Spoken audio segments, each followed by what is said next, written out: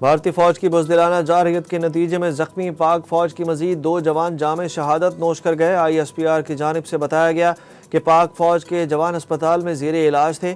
پاک افواج کے شہداء کی مجموعی تعداد 13 ہو گئی ہے۔ بھارتی جارحیت کے نتیجے میں 78 جوان دوران ڈیوٹی زخمی ہوئے۔ شہداء کی عظیم قربانی ان کی جرأت، فرض شناسی اور بے مثال حب الوطنی کی لازوال مثال ہے۔ پاکستان کی مسلح افواج پوری قوم کے ساتھ مل کر ان عظیم شہداء کو خراج عقیدت پیش کرتی ہیں۔ وزیر اعظم فوجی افسروں اور جوانوں سے ملنے آپریشن بنیان مرصوص کی فرنٹ لائنز میں شامل پسرور چھاونی سیالکوٹ پہنچ گئے۔ شہباز شریف نے پسرور چھاونی کے دورے کے دوران مارکہ حق کے دوران آپریشن بنیان مرصوص کی فرنٹ لائنز پر افسروں اور جوانوں سے ملاقاتیں کی۔ Army chief general Syed Asim Munir, نائب وزیر اعظم وزیر خارجہ اسحاق ڈار، وزیر دفاع خواجہ آصف اور دیگر بھی وزیر اعظم کے ہمراہ تھے۔ وزیر اعظم نے گفتگو کے دوران آپریشن میں شریک تمام فورسز کو ملک کے دفاع اور امن و استحکام کے لیے اہم کردار ادا کرنے پر خراج تحسین پیش کیا اور ان کے حوصلے کو سراہتے ہوئے مکمل حمایت کا یقین دلایا۔ سعودی ولی عہد نے پاک بھارت تنازع پر بڑی بات کہہ دی۔ محمد بن سلمان نے پاکستان اور بھارت کے درمیان جنگ بندی کا خیر مقدم کرتے ہوئے کہا کہ جنوبی ایشیا میں امن کے لیے امریکی صدر کی کوششیں قابل تعریف ہیں۔ پاکستان اور بھارت کے درمیان تنازعات کے حل کا خیر مقدم کریں گے۔ ریاض میں گلف سمٹ سے خطاب کرتے ہوئے سعودی ولی عہد محمد بن سلمان نے خلیجی ممالک اور امریکہ کے تعلقات کو سراہا اور امید ظاہر کی کہ یہ تعلقات مزید بلند سطح تک پہنچیں گے۔ غزہ جنگ ختم کرنے کے لیے امریکہ کے ساتھ مل کر کام کرنے کے منتظر ہیں، جبکہ فلسطینی عوام کے لیے ایک جامع اور پائیدار حل تلاش کرنا چاہتے ہیں۔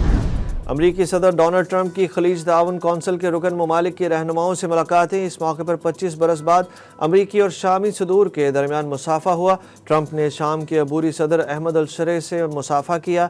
ٹرمپ کی شام کے عبوری صدر احمد الشرع سے سعودی عرب میں ملاقات ہوئی۔ ترکی کی نیوز ایجنسی کے مطابق سعودی ولی عہد، امریکی صدر اور شام کے عبوری صدر کی ملاقات کے دوران ترکی کے صدر رجب طیب ایردوان نے ویڈیو لنک کے ذریعے اس ملاقات میں شرکت کی۔ ڈونلڈ ٹرمپ نے شام پر سے پابندیاں ہٹا دیں۔ سعودی عرب کے بعد شام سے بھی اسرائیل کو تسلیم کرنے کا مطالبہ کر دیا۔ ڈونلڈ ٹرمپ نے ایک مرتبہ پھر ایران سے معاہدے کی خواہش کا اظہار کرتے ہوئے زور دیا کہ ایران دہشت گردی کی سرپرستی بند کرے۔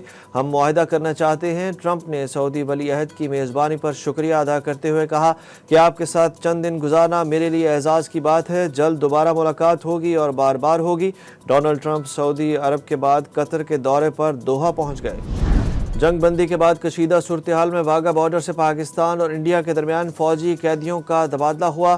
انڈین بارڈر سیکیورٹی فورس کے اہلکار پونم کمار شاہ کو انڈین حکام، جبکہ پنجاب رینجرز کے محمد اللہ کو پاکستانی حکام کے حوالے کیا گیا۔ پاکستانی حکام کے مطابق اہلکار کی گرفتاری سرحدی قوانین کی خلاف ورزی کے نتیجے میں عمل میں آئی تھی۔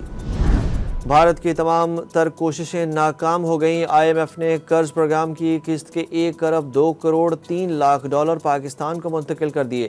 اسٹیٹ بینک نے بھی تصدیق کر دی۔ اسٹیٹ بینک کے اعلامیہ میں کہا گیا کہ IMF کے جائزہ مشن نے پاکستان کی معیشت کا جائزہ لینے کے بعد قسط جاری کرنے کی سفارش کی تھی۔ IMF کے ایگزیکٹو بورڈ نے رقم جاری کرنے کی منظوری 9 مئی کو دی تھی۔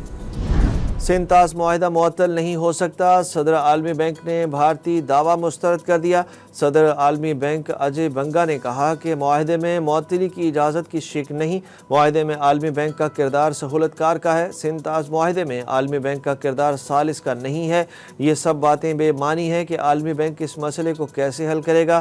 صدر عالمی بینک نے کہا کہ معاہدہ ختم کرنے یا اس میں تبدیلی کے لیے دونوں ممالک کا رضامند ہونا ضروری ہے۔ معاہدے میں تبدیلی یا خاتمے کے حوالے سے شرائط معاہدے میں موجود ہے۔ مودی کے وزیر نے کرنل صوفیہ قریشی کو دہشت گردوں کی بہن قرار دے دیا۔ بیان پر بی جے پی اور کانگریس آمنے سامنے آ گئے۔ مدھیہ پردیش کے وزیر اور بی جے پی کے سینئر رہنما وجے شاہ نے الزام لگایا کہ وزیر اعظم مودی نے دہشت گردوں کی بہن کو ہی فوجی جہاز میں بھیج کر حملے کروائے کیونکہ ہماری بہنیں بیوہ ہو گئیں۔ کرنل صوفیہ نے پاک فوج کی جوابی کارروائی کے نتیجے میں بھارت کو پہنچنے والے نقصانات کا اعتراف کیا تھا، جبکہ کانگریس پارٹی نے وجے شاہ سے فوری مستعفی ہونے کا مطالبہ کرتے ہوئے کہا کہ یہ بیان ملک کو تقسیم کرنے کی کوشش ہے۔ تنقید پر وجے شاہ نے کہا کہ اگر میرے بیان سے کسی کی دل آزاری ہوئی تو میں معافی مانگنے کے لیے تیار ہوں۔ کرنل صوفیہ کی اپنی بہن سے زیادہ عزت کرتا ہوں۔ پاکستان نے بھارت کو سیز فائر کے بدلے کچھ نہیں دیا، امریکہ نے بالواسطہ تصدیق کر دی۔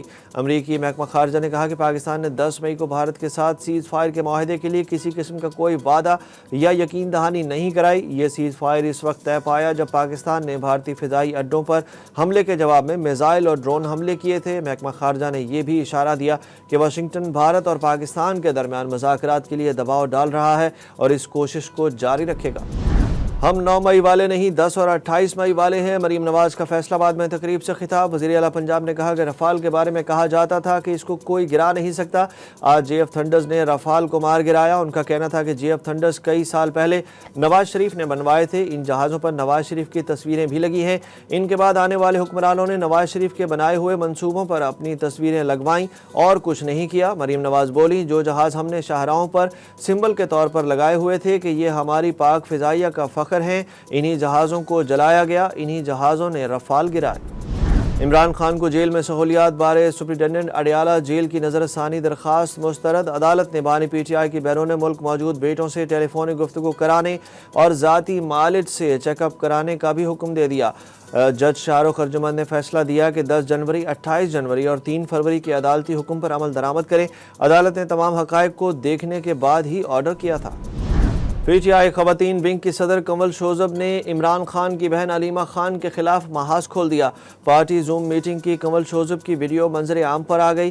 ویڈیو میں کنول شوذب نے کہا کہ پی ٹی آئی ہماری فیملی ہے۔ بہت افسوس ہوا جب علیمہ خان نے کہا کہ کون گوہر، اگر آپ کی تنظیم کے عہدوں کی فکر نہیں ہوگی تو پارٹی کی عزت کون کرے گا؟ کنول شوذب نے کہا کہ کوئی کون ہوتا ہے کسی کو منشی کہنے والا؟ علیمہ خان سیدھی طرح سیاست میں آنے کا اعلان کر دیں، مجھے جب بھی علیمہ آپا ملیں گی تو میں ان سے لڑوں گی، پوچھوں گی۔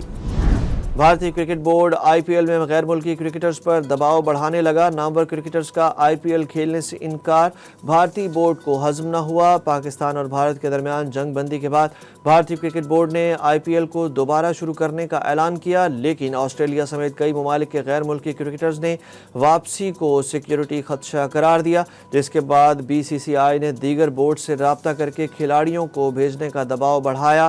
بی سی سی آئی نے آئی پی ایل کے چیف آپریٹنگ آفیسر کو ہدایت دی کہ آسٹریلیا اور انگلینڈ سمیت تمام بورڈ سے انفرادی طور پر رابطہ کر کے کھلاڑیوں کے خدشات کو دور کریں۔ کرکٹ آسٹریلیا پہلے ہی پلیئرز کے فیصلوں کی حمایت کر چکا ہے۔